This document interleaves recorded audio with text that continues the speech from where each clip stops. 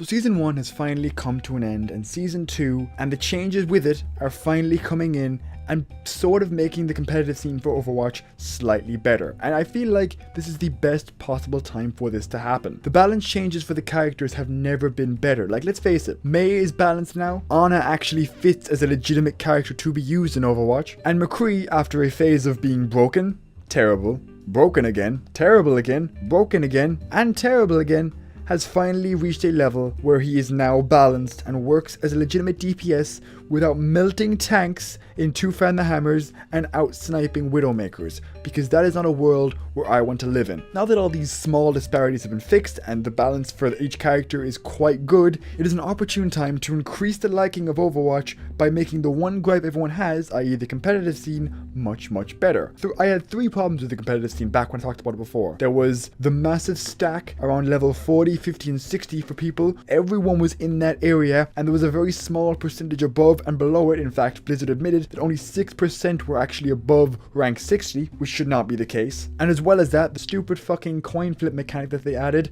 with the whole sudden death thing that just made an apparently competitive shooter the most uncompetitive thing ever. I mean, there was so many games that I lost because we lost a fucking coin flip. I mean, seriously, no hero in the game won or lost me more games than that coin did. So coin, you can go fuck yourself. And finally, the really toxic community where everybody was just bitching at each other if they were losing because they go down a rank, and if nobody wanted to lose. I didn't want to lose because if you lost, you go down a rank, and then you go down more ranks, and then it stacks, and then suddenly you're 10 levels below where you started because you wanted a solo queue, and then you just entered the world of toxic cancer that everybody seems to be a part of, and it's just the worst. Also, as a side note, if you solo queue in this game, I feel sorry for your poor soul, because holy fuck, solo queuing in this game with the toxic community is like punching yourself in the balls repeatedly until you vomit out blood. Anyway, grueling imagery aside, there is a lot of good stuff they added that really fixes a lot of the shit that was caused from the first season.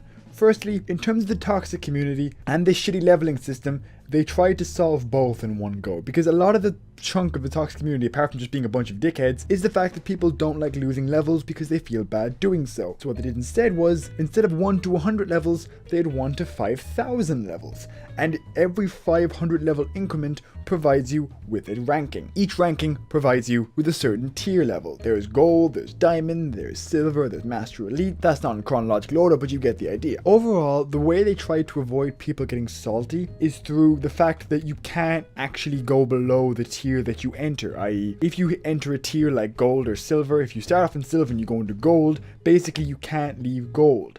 This is good and this is bad. It's good because it does avoid very salty people, and people who usually wouldn't get angry would get a lot less angry, mainly because there's no real risk. However, the thing with this is you kind of have to add that risk, mainly because if you don't, people will just clusterfuck in the highest possible rank because there's no risk of leaving that rank. From the way they put it, it seems like the rank is just kind of stagnant towards one level and you actually can't leave it no matter what number you're actually at. So the fact that you can't go below a certain tier list isn't that fantastic. It kind of takes away the whole idea of tier lists as a whole. Granted, if you're in one of the higher ones like Master Elite or above, the thing is, you actually can leave that tier list.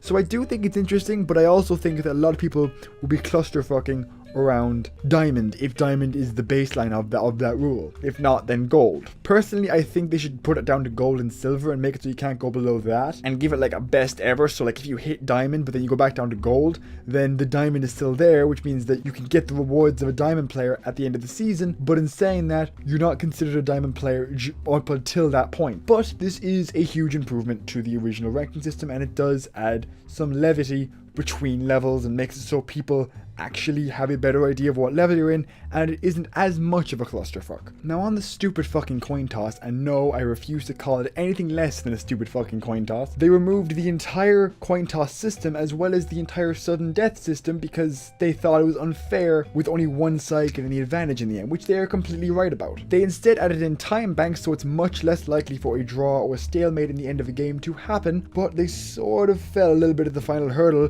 by, if it does end in a stalemate at the end after all of that, it just ends in a draw. Now, this isn't a bad thing, but it's also not really a competitively viable thing either, because it's kind of saying, nobody wins, you're all winners, don't get angry in the chat, don't get angry in the forums, we don't want to put up with you salty bitches complaining to us, so just all of you take competitive points, because we don't care anymore.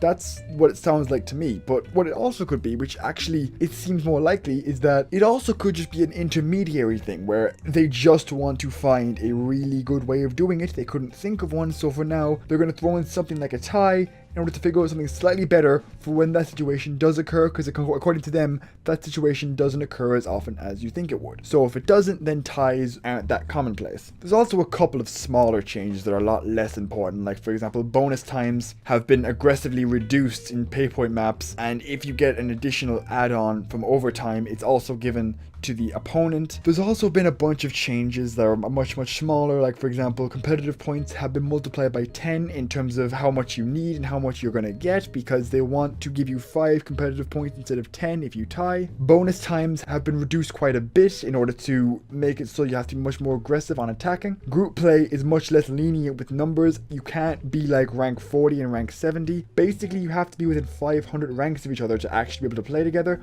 which seems a little bit aggressive, but in fairness, quick play is also there if you want to play with friends, so I don't think you have to play competitive all the time, but that doesn't mean they shouldn't widen it a bit, like maybe 700 or 800, maybe a bit more than 500, because 500 is very strict. And finally, they added level decay. Now, what they did was, after 7 days, you lose 50 ranks per day if you don't play up until the baseline of the rank you're in, which means that it'll be much more difficult to rise up in that rank if you don't play for ages. Now, this is a good incentive because it makes it so people can't just go to the top rank and just chill out there for a while, because this doesn't include Master Elite and those ranks. So if you go below those, you go below that rank, meaning that you don't get the perks of being in that rank at the end of the season if you just stop playing mid-season, which to be honest is a good way of doing it, and it makes it so they can't just fuck off and go to the beach and chill out like a bunch of normies, and so they have to actually sit down and play the game and spend the hours of their day playing a virtual game for virtual points, so they don't lose said virtual points. I mean, isn't that just the most important thing in life? And yes, that sarcasm is there to hide the fact